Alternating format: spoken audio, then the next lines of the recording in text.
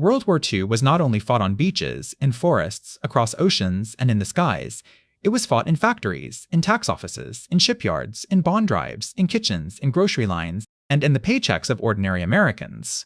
The United States did not simply wake up with the largest war machine on Earth, it had to pay for it. Every tank, every bomber, every Liberty ship, every rifle, every uniform, every gallon of fuel, every ration book, every factory shift, every convoy crossing the Atlantic had a cost. So how did America actually fund World War II, and how did that money become the industrial power that helped win the war? The answer is not just about soldiers and generals, it is about a system built out of taxes, debt, sacrifice, labor, and the daily decisions of millions of people who never fired a single shot. Before any of that could happen, America had a serious problem. In the late 1930s, the United States was still pulling itself out of the Great Depression. Unemployment had been devastating, banks had collapsed, farms had failed, and a large part of the American public did not want anything to do with another European war. The memory of World War I was still fresh.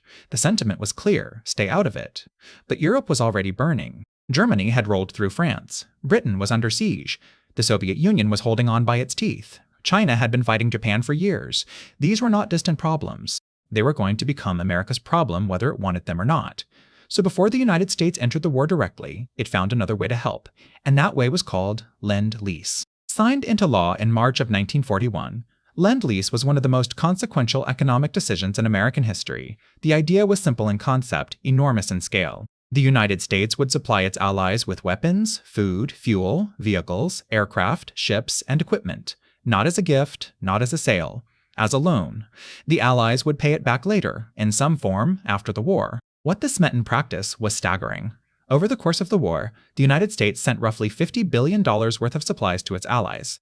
Britain received the largest share. The Soviet Union received tanks, aircraft, trucks, food, and steel that kept the Red Army fighting on the Eastern Front. China received supplies.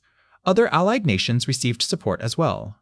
America became the arsenal before it fully became the army. And that distinction matters, because it meant the industrial machine had already begun spinning up before American soldiers ever hit a beach. Then came Pearl Harbor, December 7, 1941, and everything changed overnight. The United States was now fully at war, and the question of how to pay for it became urgent in a way it had never been before. The government needed money, enormous amounts of it, and it needed that money fast. One of the most visible solutions was the war bond. War bonds were not a new idea. The government had used them during World War I.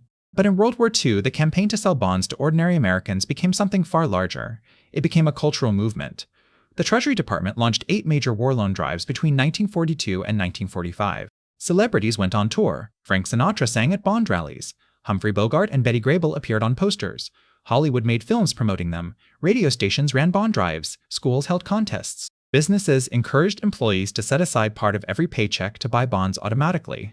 The pitch was simple. You are not just saving money, you are buying a piece of the war. You are arming your country. You are bringing your son home faster. War bonds raised approximately $96 billion during the war. They did not just fill government coffers. They absorbed consumer spending at a time when there was not much to buy anyway. With factories converted to war production, consumer goods were scarce. Bond gave Americans a place to put their money that also served the national effort. It was economics and emotion working together. But bonds alone could not pay for the war, not even close. That is where taxes entered the picture. And what happened to taxes during World War II permanently changed the relationship between the American government and the American paycheck. Before the war, the federal income tax was something that relatively few Americans dealt with directly. It was primarily a tax on the wealthy. In 1939, fewer than 8 million Americans filed federal income tax returns. By 1945, that number had exploded to nearly 50 million. The Revenue Act of 1942 dramatically lowered the income threshold at which taxes kicked in. Suddenly, working-class Americans were paying federal income tax for the first time in their lives, and the rates were high. The top marginal rate reached 94% on the highest incomes. Even middle earners faced rates that would seem striking by modern standards. Then came the part people felt every single week. In 1943, the federal government introduced payroll withholding. Instead of paying your annual tax bill in one lump sum, taxes were now taken directly from your paycheck before you ever saw the money. It was a quiet but profound change. The government no longer had to wait for you to write a check. It collected the money automatically, at the source, every pay period. This system made tax collection far more efficient. It also made the government a permanent presence in every American's earnings in a way it had never been before. The modern American experience of seeing taxes already deducted from your paycheck before you receive it was born during World War II. But taxes alone could not pay for this. Not even taxes on 50 million Americans paying some of the highest rates in history. The total cost of the war for the United States was somewhere in the range of $4 trillion in today's terms. Tax revenue covered a significant portion, but the rest had to come from somewhere else. That somewhere else was borrowing. The federal government ran massive deficits throughout the war years. It borrowed from banks, from individuals through war bonds, and from financial institutions. The national debt rose dramatically. At the end of the war, the federal debt was roughly 120% of gross domestic product. That is a number economists still discuss when they talk about maximum sustainable debt levels. The government made a deliberate choice. Win the war now. Pay the debt later. And it bet that a post-war economy strong enough to have won the war would also be strong enough to service that debt over time.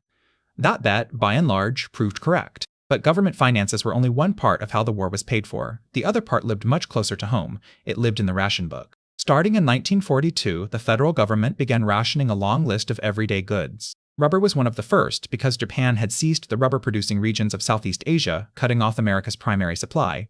Then came gasoline, then sugar, then coffee. Then meat, butter, cheese, canned goods, and shoes. Every American household received ration books, little books of stamps and coupons. When you went to the grocery store, you did not just need money. You needed ration points. When you needed a new pair of tires, you needed government approval. When you wanted an extra pound of beef, you had better have the stamps for it. People planted victory gardens in their backyards to grow their own vegetables. Families saved cooking grease, aluminum foil, and scrap metal for collection drives. Children brought tin cans to school. The war was not just overseas. It was at the dinner table. Rationing served two purposes. It ensured that military production had the raw materials it needed, and it controlled civilian consumption so that money in people's pockets did not chase too few goods and create runaway inflation. Because inflation was a genuine danger. When a government spends enormous amounts of money and production shifts away from consumer goods toward military equipment, prices can spiral quickly. Too many dollars chasing too few groceries means prices shoot up. That hurts ordinary families. It destabilizes the economy, and it makes the war harder to sustain. So alongside rationing, the government introduced price controls and wage controls. The Office of Price Administration, created in 1941, set maximum prices on thousands of goods. Landlords could not freely raise rents.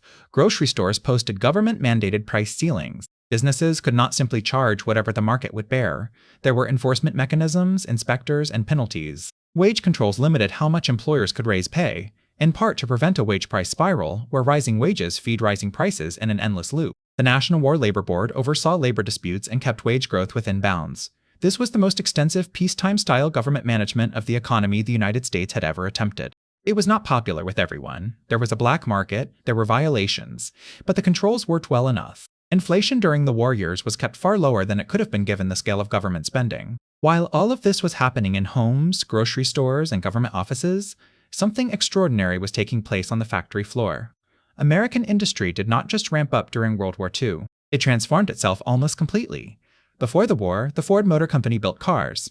General Motors built cars. Chrysler built cars. These companies had massive plants, skilled workers, sophisticated assembly lines, and enormous productive capacity. And almost overnight, they stopped building cars and started building something else. Ford's Willow Run plant in Michigan, which had been designed to produce cars, was converted to build B-24 Liberator bombers. At peak production, it was turning out a completed bomber roughly every hour. That sentence is worth sitting with for a moment. One 4-engine heavy bomber, every hour. Detroit became known as the Arsenal of Democracy, a phrase Franklin Roosevelt had used in a 1940 radio address. The city and its surrounding region became one of the most productive military-industrial zones in history. Tanks rolled out of plants that had once made refrigerators. Trucks and jeeps came out of factories that had made passenger cars. Ammunition plants ran 24 hours a day, 7 days a week. This did not happen by accident. The federal government worked closely with industry, offering cost-plus contracts that guaranteed manufacturers a profit above their production costs. This removed financial risk from companies taking on new and unfamiliar products. It also meant the government was committed to paying for production. The contracts kept factories running at full capacity even when demand shifted, and none of this would have been possible without workers. Millions and millions of workers. When the war began pulling men out of the civilian workforce and into uniform, a gap opened. Factories needed to keep running. Someone had to fill those shifts. That is where American women stepped in on a scale never seen before. By 1944, women made up roughly a third of the American civilian workforce. They worked in aircraft plants, shipyards, munitions factories, and assembly lines. The image of Rosie the Riveter, a woman in work clothes flexing her arm with the caption, "We can do it," became one of the most recognizable symbols of the era. It was partly propaganda, but it reflected something real. Women were doing industrial work that the culture had previously told them they could not or should not do. At the same time, the war created new economic opportunities for Black Americans, though the path was anything but equal. The Great Migration had already been drawing Black families from the South to northern cities for decades. The war accelerated it. Defense plants in northern and western cities needed workers badly enough that many hired Black workers into jobs that had previously been closed to them. But discrimination did not vanish. Segregation persisted in the military. Many unions excluded Black workers. Some factories maintained separate facilities. Philip Randolph, the labor leader, threatened to march on Washington in 1941 unless the government banned discrimination in defense industries. Roosevelt responded with Executive Order 8802, which prohibited racial discrimination by defense contractors receiving federal funds. It was a partial and imperfect measure. But it was a step, and it came because the economics of war created pressure that could not be entirely ignored. The workforce expanded, the factories ran, the weapons were built. But building weapons was only half the problem. Getting those weapons to where they were needed was the other half, and this is where American logistics became one of the decisive factors of the entire war. Winning a war is not just about having more guns. It is about having the right guns in the right place at the right time, with enough ammunition, fuel, spare parts, food, medicine, and support to keep fighting. That is logistics. And America was extraordinarily good at it. The Liberty Ship program is one of the most remarkable industrial achievements in history. Liberty ships were cargo vessels designed to be simple, standardized, and fast to build. Before the war, a large ocean-going vessel might take a year or more to construct. Under wartime production methods, Liberty ships were being completed in weeks. One ship, the Robert E. Peary, was assembled in about 4.5 days as a publicity demonstration. Over the course of the war, American shipyards built more than 2,700 Liberty ships. These vessels carried tanks, trucks, aircraft, food, fuel, ammunition, and supplies across the Atlantic and Pacific to the soldiers, sailors, and allies who needed them. Railroads moved goods across the continent. Ports handled staggering volumes of cargo. Convoys crossed the ocean in organized groups, protected by naval escorts, to reduce losses from German submarines. Supply chains stretched from American farms and factories to beaches in North Africa, to airfields in Britain, to ports in the Soviet Union, to island bases in the Pacific. The American military developed logistic systems of a complexity and scale that had never existed before. The ability to supply an army operating thousands of miles from home, across an ocean, in multiple theaters simultaneously, was not a given. It was built, organized, and executed by people who had to figure it out as they went, and the output of this entire system was simply overwhelming. Between 1941 and 1945, the United States produced roughly 300,000 military aircraft. It built around 86,000 tanks. It manufactured more than 2 million military trucks. It produced 8.5 million rifles and carbines. Its factories turned out hundreds of millions of artillery shells.